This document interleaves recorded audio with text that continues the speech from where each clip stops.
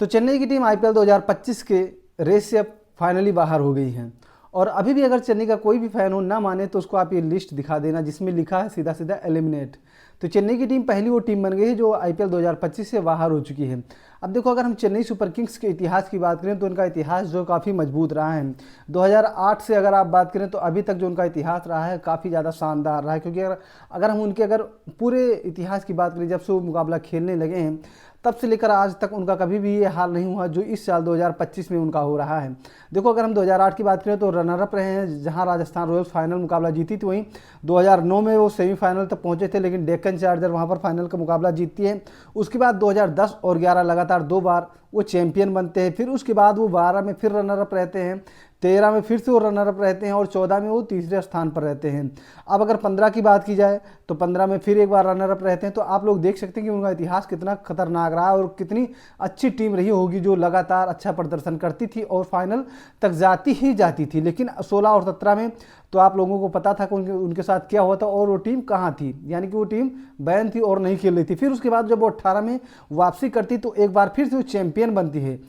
18 में जब वो वापसी करते हैं तो वो 18 में फाइनल जीते हैं। उसके बाद 19 की बात करें तो 19 में फिर वो फाइनल में पहुंचते हैं, जहां उनको मुंबई के सामने हार का सामना करना पड़ता है। उसके बाद 2020 में वो 7वें स्थान पर रहते हैं, लेकिन जब 2021 में वो टीम आती है तो काफ़ी मजबूत होकर के आती है और एक बार फिर वो विजेता बन जाती है। लेकिन 22 की बात करें तो 22 में फिर वो 9वें पोजीशन पर चले जाते हैं। लेकिन उसके बाद जब 23 में उनकी वापसी होती है तो फिर से वो चैंपियन बनते हैं। तो यानी कि जब वो टीम कहीं ना कहीं प्ले ऑफ से बाहर रही है, उसके अगले साल उसने तगड़ा कमबैक किया है और फाइनल तक पहुंची है और जीती भी है। तो 2022 में वो 9वें स्थान पर थे, 10वें स्थान पर मुंबई थी। लेकिन 2023 में जब वो आए तो तीसरे स्थान पर रहने के बावजूद भी वो फाइनल का मुकाबला जीते थे और गुजरात टाइटंस को उन्होंने हराया था। लेकिन 2024 की बात करें तो उनको क्वालिफाई से बाहर किया था आरसीबी की टीम ने, लेकिन आरसीबी भी मुकाबला नहीं जीत पाई और वो चेन्नई की जो टीम है वो 5वें स्थान पर रही थी। लेकिन अब 2025 की बात की जाए तो अभी तक वो 10वें स्थान पर है। फिलहाल अभी उनके 4 मुकाबले बचे हैं। 4 मुकाबले में अब देखना है क्या होता है क्या नहीं होता है, क्या वो 10वें स्थान पर फिनिश करते हैं या फिर वो थोड़ा ऊपर नीचे आते हैं। क्योंकि अगर वो 4 मुकाबला जीतते हैं या फिर 3 मुकाबला भी जीतते हैं तो उनका जो स्थान है जो 10वें स्थान पर है, हो सकता है वो 8वें 9वें या 10वें पर भी फिनिश कर सकते हैं।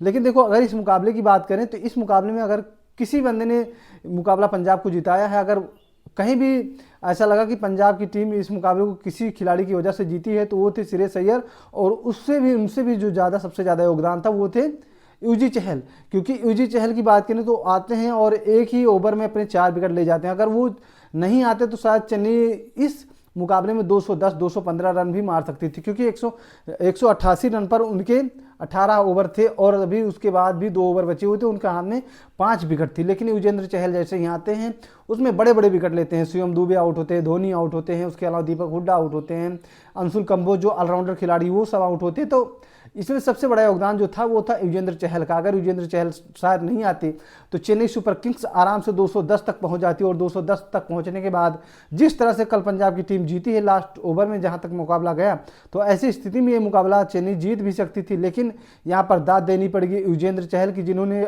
अपने तीसरे ओवर में 4 विकेट लिया और पूरी तरह से पंजाब किंग्स को इस मुकाबले में लाए। वहीं अगर देखो बैटिंग की बात करें तो कल सैम करन ने काफ़ी ज़्यादा शानदार बैटिंग की और गेंदबाजी भी उन्होंने अच्छी की थी। ऐसा नहीं गेंदबाजी, क्योंकि अगर हम अन्य बल्ले गेंदबाजों की तुलना में बात करें तो यहाँ पर सैम करन की गेंदबाजी जो थी वो काफ़ी शानदार रही थी। उन्होंने 3 ओवर डाले थे और 3 ओवर में उन्होंने शानदार प्रदर्शन किया था। सैम करन को ज़्यादा ओवर मिले नहीं थे। सैम करन 3 ओवर में 27 रन दिए थे, हालांकि इनको कोई सफलता नहीं मिली थी। और इनके जो मेन गेंदबाज है मथीसा पथिराना, सबसे ज़्यादा इन्हीं की पिटाई हुई है।